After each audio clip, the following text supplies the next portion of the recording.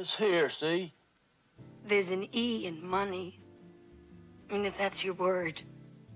Brenda Vaccaro's appearance in Midnight Cowboy brought her significant attention, yet it also subjected her to considerable ridicule, especially because of an incident involving a personal matter.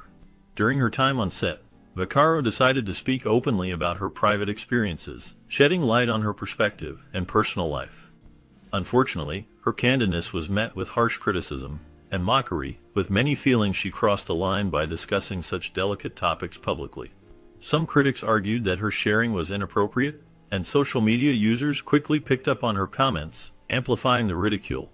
Despite the backlash, Vaccaro remained steadfast, choosing to stand by her words, even as some audiences dismissed her bravery as revealing too much. Her outspoken nature during the filming of Midnight Cowboy sparked a wide discussion about privacy, decency, and the pressure faced by actresses in the industry. As a result, her open discussion about her personal life became a talking point, with many focusing not just on her talent, but also on the controversy it stirred. The ridicule she endured highlighted how controversial it can sometimes be for actresses to speak about their own lives, especially when they choose to be transparent about private subject matter. To Dallas. Up Dallas, are you? Where you going? Joe Buck arrives in New York City from Texas, dressed in his cowboy outfit, hoping to make a living as a gigolo for wealthy, attractive women. His dream is to find success and luxury in the big city, but reality quickly sets in as he finds himself outmatched by the hustle and bustle of urban life. The city proves to be a harsh place, where his naive plans don't pan out as expected. Instead, he meets Enrico Salvatore Rizzo, known as Ratso, a sickly and struggling hustler who becomes his unlikely friend. Together, they navigate the challenges of survival in a city that is indifferent to their struggles. Their friendship grows as they face hardships, with Ratso's health and dreams adding depth to their shared experience. The story follows their journey through disappointment and hope, capturing the grit and loneliness of life in New York City. That's the first goddamn time this thing ever quit on me. Joe ends up squatting with Ratso in a condemned building, where their friendship deepens amid harsh living conditions. As Ratso's health grows worse, Joe begins to focus on making Ratso's dream a reality, moving to Miami for a better life. Their bond becomes the heart of the story, showing how hope and loyalty can survive even in the toughest circumstances. The film gained significant recognition at the 42nd Academy Awards, winning 3 major awards: Best Picture, Best Director, and Best Adapted Screenplay. Remarkably, it remains the only X-rated film ever to receive the Best Picture award, highlighting its unique place in cinema history. Additionally, the American Film Institute ranked it 36th on their list of the 100 greatest American films of all time, cementing its lasting impact and influence on American culture and film. It's like death. It's just nothing. Why are you here? I don't know. Who brought you?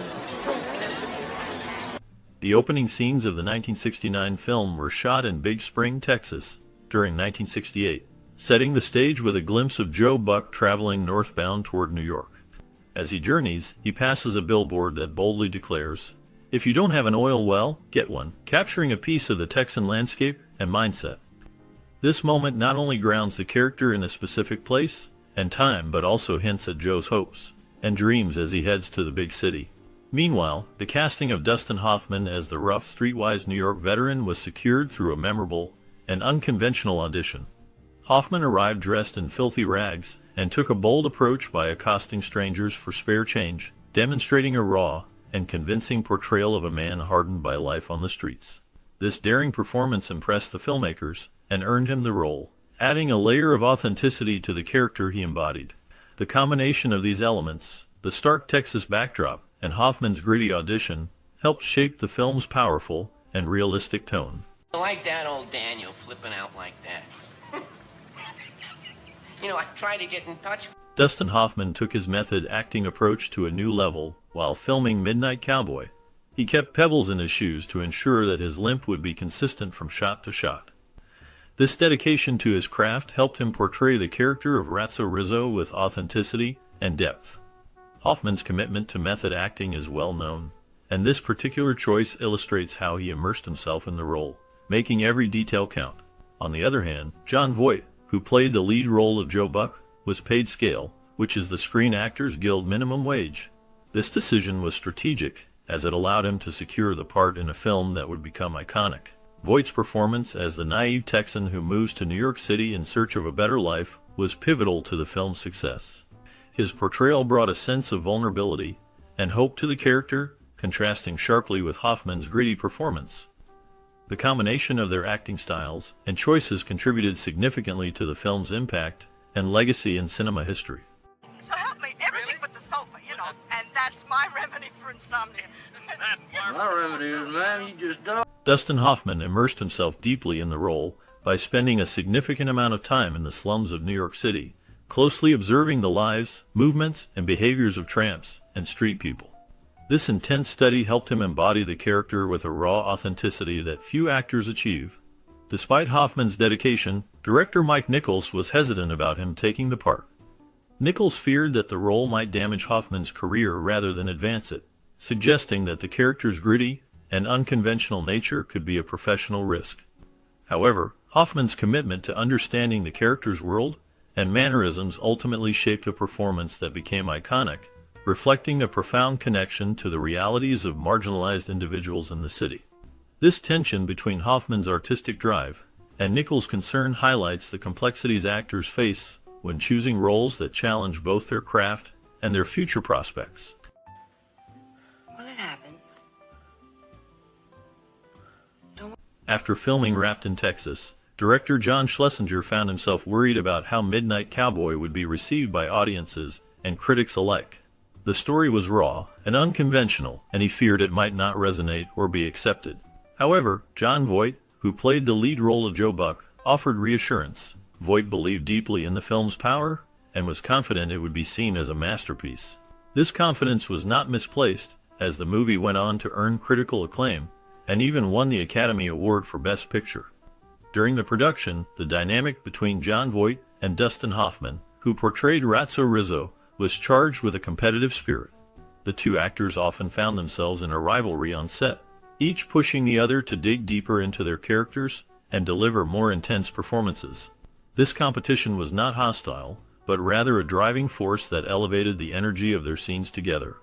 Their rivalry fueled a creative tension that translated into a gripping and authentic portrayal of their complex relationship on screen. This interplay between Voight and Hoffman became one of the film's defining strengths, contributing to its lasting impact and emotional depth. I hate boneyards. So split. He ain't your goddamn father. To prepare for his role in the 1969 film, Jon Voight dedicated himself to capturing an authentic Texas accent. During pre-production, he traveled to Big Spring, Texas, where he recorded the voices of local Texans. Voight then played these recordings repeatedly, allowing himself to absorb the nuances of their speech and perfect his Texas drawl. This commitment to authenticity helped him bring a believable and convincing character to life on screen. Meanwhile, Jennifer Salt faced a very different challenge during the filming of an assault scene. She found the experience deeply difficult and humiliating, as the scene required her to relive a traumatic moment in a very public and vulnerable way. The emotional toll of acting out such a scene was significant, making it a real ordeal for her. These contrasting experiences highlight the intense personal investment and emotional challenges faced by actors in the making of this iconic film. Radio in New York, this is Ron Lundy Love. This is WABC. And now, that's New York talking there, ma'am. During the filming of the 1969 movie Midnight Cowboy, Sylvia Miles' nudity was not part of the original script, but became a notable moment because the director insisted on it being included. This decision added a raw and authentic layer to the film's atmosphere, highlighting the director's vision for a more unfiltered portrayal of the characters and their world. Meanwhile, Brenda Vaccaro's voice stands out in the film with its distinctive raspy and breathy quality, making her easily recognizable. Her voice became a defining feature, but it also brought unexpected challenges.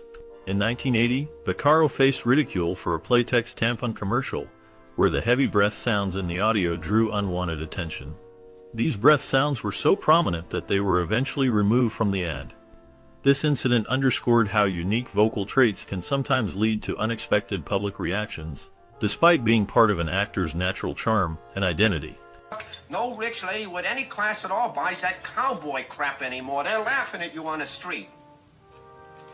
Midnight Cowboy is a film that defies simple categorization, offering a complex blend of humor, tragedy, and surrealism that together create a powerful cinematic experience. At its core, the film vividly captures the gritty reality of Times Square in the late 1960s and early 1970s, immersing viewers in an environment characterized by squalor, loneliness, and desperation. This raw depiction can be deeply disturbing, as it confronts the audience with the stark contrasts of poverty and glamour, innocence, and corruption, making it a challenging but undeniably compelling watch. The performances at the heart of the film are nothing short of extraordinary. Dustin Hoffman delivers a magnificent portrayal of Enrico Rizzo, a sleazy conman whose charm and cunning reveal subtle layers of vulnerability and decay. His character embodies the darker side of survival amid urban chaos, with Hoffman's nuanced acting capturing the character's duplicitous nature and underlying loneliness. Jon Voight, as Joe Buck, provides a performance that is both compelling and at times irritating, embodying the naive cowboy and hustler whose innocence is gradually corroded by the harsh realities of the city. The dynamic between Hoffman and Voight is one of the film's greatest strengths, illustrating a relationship that oscillates between camaraderie, exploitation, and genuine emotional connection, reminiscent of the tragic companionship of Lenny and George in Of Mice and Men. While the film is undeniably entertaining, it is also disturbingly sad.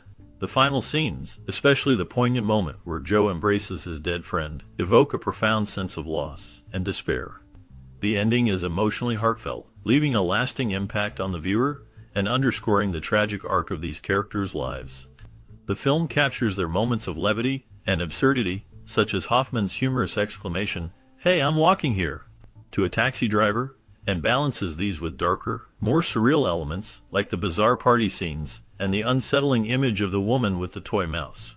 These surreal vignettes may leave some viewers feeling puzzled or uncomfortable, but they serve to heighten the sense of emotional disorientation and chaos that defines the character's world. Not everyone may find the film's tone and imagery comfortable, and some may consider it too gritty or disturbing. The depiction of Times Square as a place of squalor and degradation can be unsettling, and the film does not shy away from portraying the darker facets of urban life, including violence, exploitation, and loneliness. These elements are essential to the film's raw realism, but can be difficult to watch, making the experience emotionally taxing for some audiences. Despite its challenging aspects, Midnight Cowboy stands as one of the defining films of its generation, praised for its emotional depth, distinctive performances, and its unflinching portrayal of a forgotten epoch. It explores themes of friendship, resilience, and the search for meaning in an indifferent world. The relationship between Joe and Enrico, oscillating between exploitation and genuine affection, offers a poignant commentary on human connection amidst hardship. The film's blend of humor, tragedy, and surrealism, along with its fearless depiction of urban decay, secures its status as a classic. In summary, Midnight Cowboy is a richly textured film that invites viewers into a world both compelling and uncomfortable. Its successes lie in its performances, emotional resonance, and fearless realism, which together create a cinematic experience that is both entertaining and profoundly moving. While some may find its raw depiction of poverty and despair challenging, those who engage with it will find a film that is as insightful as it is unforgettable. Truly a masterpiece that captures the complexities of human life in its most raw and honest form. Well, what's the matter? They wrong? They're okay. Only why'd you buy them? As we wrap up this look at Midnight Cowboy, there's more to uncover beneath the surface. Behind the characters we grew to know, a hidden world awaited each actor and actress after the camera stopped rolling. Some faced unexpected turns, while others found new paths to artistic fulfillment or personal challenges. Who were these performers off-screen, and what stories did their lives hold beyond the gritty streets of New York? In our bonus segment, we delve into their post-show journeys, revealing surprises and secrets that stayed behind the scenes. This is not just a follow-up. It's a chance to see how this iconic cast transformed after their defining roles, shaping their futures in ways we never anticipated. Prepare to discover stories that will deepen your understanding of Midnight Cowboy's cast, tales of resilience, reinvention, and the lasting impact of this unforgettable chapter in their lives. Keep watching, because what unfolds next might change how you see the film and its stars forever. No cheap stuff on my back. Sure. Hi, Cowboy. Got a cigarette? Dustin Hoffman's portrayal of Ratso Rizzo in the 1969 film Midnight Cowboy stands as one of the most haunting and raw performances of his career. Ratso, a sickly, street-smart hustler with a desperate edge, was brought to life through Hoffman's intense physical transformation and subtle emotional depth.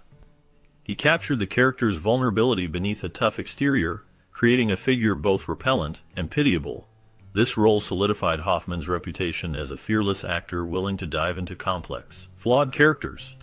After Midnight Cowboy, Hoffman's career soared with roles in films like Lenny, Marathon Man, and Kramer vs. Kramer, earning critical acclaim and multiple awards. Yet beneath the success, Hoffman's life was marked by struggles. He faced personal challenges, including battles with anxiety and the pressures of fame. His private life was often guarded, though rumors of difficult relationships and emotional turmoil occasionally surfaced. Hoffman also became involved in activism and teaching, seeking meaning beyond Hollywood. In recent years, he has kept a low profile, focusing on family and selective projects. Despite the shadows of his past, Hoffman remains a respected figure in cinema, his legacy tied indelibly to the gritty humanity of Ratso Rizzo. His story is one of brilliance shadowed by complexity, a man shaped as much by his demons as his talent. Gas stations over there. And ladies.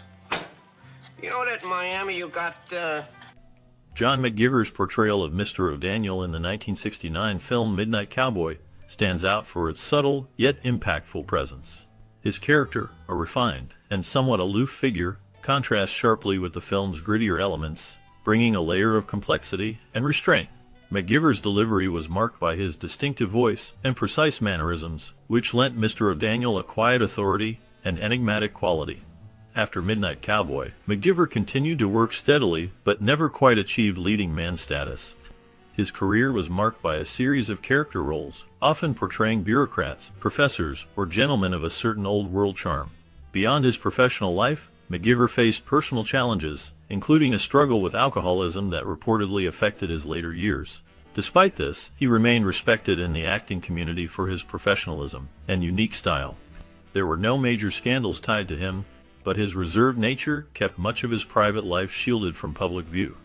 The last known information about McGiver is sparse. He passed away in 1975, leaving behind a legacy defined more by subtlety and character depth than by widespread fame.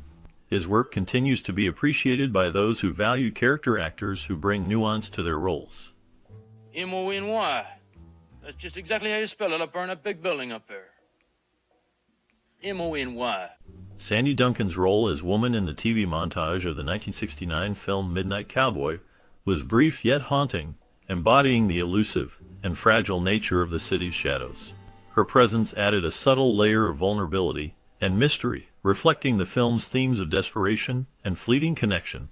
After this appearance, Duncan's career veered towards television and stage, where she gained recognition for her comedic timing and musical talent, notably in productions like The Sandy Duncan Show and Peter Pan on Broadway. Yet beneath her public success lay personal battles. She faced significant challenges, including a long struggle with Meniere's disease, which caused severe dizziness and hearing loss, threatening her career and daily life. Despite this, she maintained a resilient public persona, rarely discussing the depth of her hardships openly. Her personal life was marked by periods of intense privacy, with few scandals but a persistent aura of guardedness. In recent years, information about Duncan has been scarce, with no major public appearances or new projects reported, leaving her current circumstances largely unknown. This silence adds to the enigmatic shadow she cast early in her career, a figure both luminous and elusive. Are you sure you're all right? yeah. Emmett Walsh's role as the bus passenger in the 1969 film Midnight Cowboy was brief, but memorable, adding a subtle layer of realism to the gritty urban atmosphere. Though a minor part, it marked an early point in Walsh's long career, characterized by his distinctive presence and ability to inhabit complex, often shadowy characters. After the film, Walsh's career expanded steadily, with notable roles in films like Blood Simple and Raising Arizona, where his talent for portraying both menace and dark humor became clear. Beyond his professional life, Walsh faced personal struggles, including battles with alcoholism that he openly discussed later, revealing a man grappling with demons behind the scenes. Despite these challenges, he maintained a steady work ethic and a reputation for reliability in Hollywood. Walsh's life is marked by resilience, quietly enduring the pressures of fame and personal hardship without scandal, but with a raw honesty about his vulnerabilities. The last known updates indicate he remains active in acting, occasionally appearing in television and film, continuing to embody characters with a mysterious intensity that has defined his career for decades.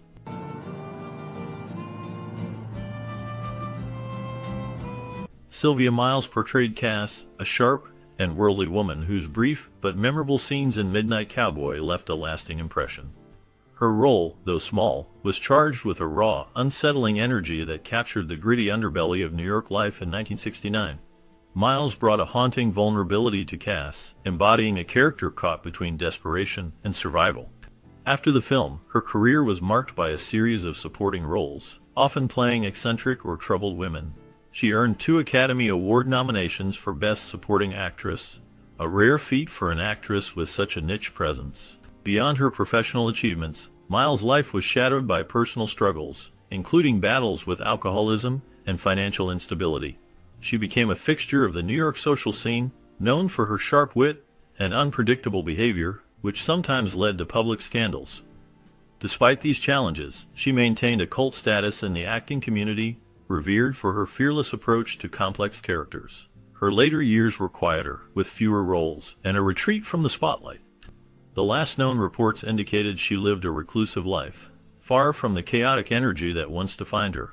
Sylvia Miles remains a figure wrapped in mystery, her legacy tied to the dark edges of American cinema and the fragile humanity she portrayed.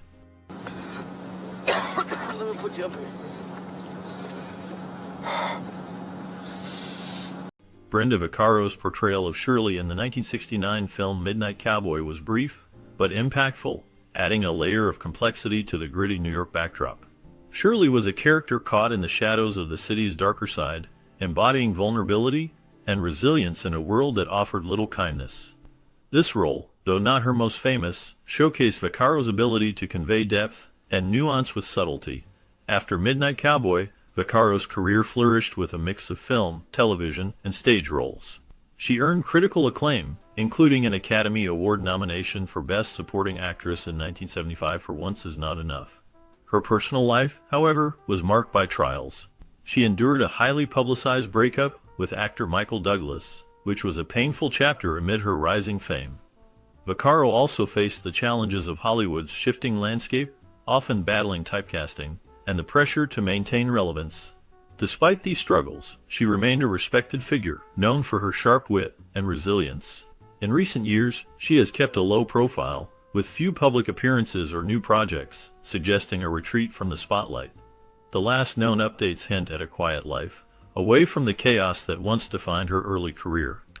Brenda Vaccaro's story is one of talent shadowed by hardship, a testament to the toll fame can take behind the scenes. I ain't sleepy.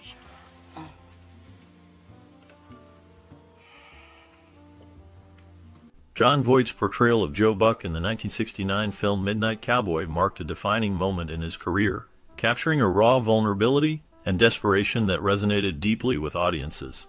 The role demanded a complex blend of innocence and streetwise grit, which Voight delivered with haunting authenticity. Following this breakthrough, his career saw a mix of critical acclaim and personal turbulence. He won an Academy Award for Best Actor in 1978 for Coming Home, yet his life was far from smooth. Voight faced public scrutiny over his outspoken political views, which often clashed with Hollywood norms. His personal life was marked by struggles, including a high-profile divorce from actress Marshalyn Bertrand, and the challenge of raising his children, including Angelina Jolie, under intense media attention. Voight also battled rumors and controversies linked to his blunt demeanor and political stances. In recent years, he has maintained a lower public profile, continuing to act but largely avoiding the spotlight. His legacy remains one of intense dedication to craft, shadowed by the complexities of fame and personal conflict.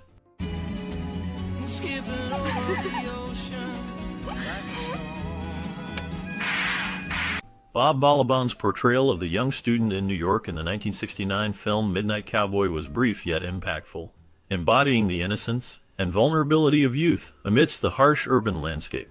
This role, though not a leading one, marked a significant point early in Balaban's career, showcasing his ability to bring depth to small but meaningful characters.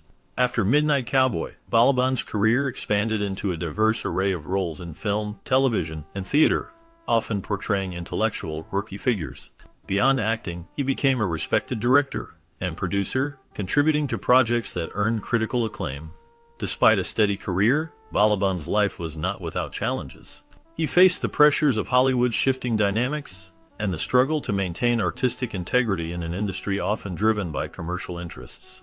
Unlike many of his contemporaries, he avoided major scandals, keeping a relatively private personal life, though this also meant less public attention outside his professional work. In recent years, Balaban has remained active in the entertainment world, occasionally appearing on screen and continuing behind the scenes.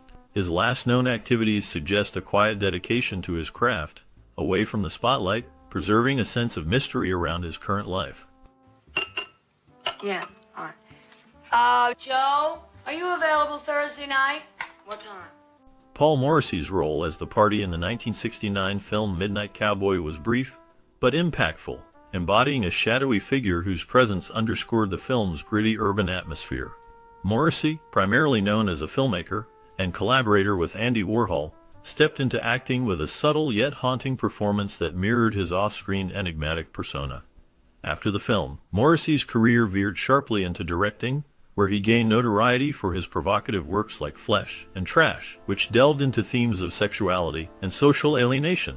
His life was marked by controversies tied to his explicit subject matter, often challenging societal norms and censorship laws. Personal hardships included struggles with addiction and the pressures of living on the fringe of mainstream cinema. Despite these challenges, Morrissey remained a cult figure, his work influencing underground film for decades. The last known updates suggest he has retreated from public life, maintaining a low profile, with few appearances or interviews in recent years, leaving much of his current status shrouded in mystery. Sick, boy, you need a damn doctor. Hey, no doctors, no cops. Don't be so stupid. Barnard Hughes played the role of Townie in the 1969 film Midnight Cowboy, bringing a subtle yet grounded presence to the gritty New York backdrop. Although his screen time was limited, Hughes' portrayal added a layer of authenticity to the urban tapestry, embodying the quiet struggles of everyday characters surrounding the main narrative. After Midnight Cowboy, Hughes' career expanded primarily in theater and television, where he became known for his versatility and depth. Despite his steady work, his life was marked by a quiet intensity rather than public scandal, reflecting a man deeply committed to his craft, but who maintained a low personal profile. He faced the common challenges of aging in a competitive industry, often taking on character roles that showcased his range without the spotlight's glare. His personal life remained largely private, with no widely reported controversies or hardships, suggesting a man who navigated the pressures of Hollywood with discretion. Hughes continued acting into his later years, with his last known appearances in the early 2000s, after which he receded from public view. No significant updates have emerged since, leaving his later years shrouded in respectful mystery.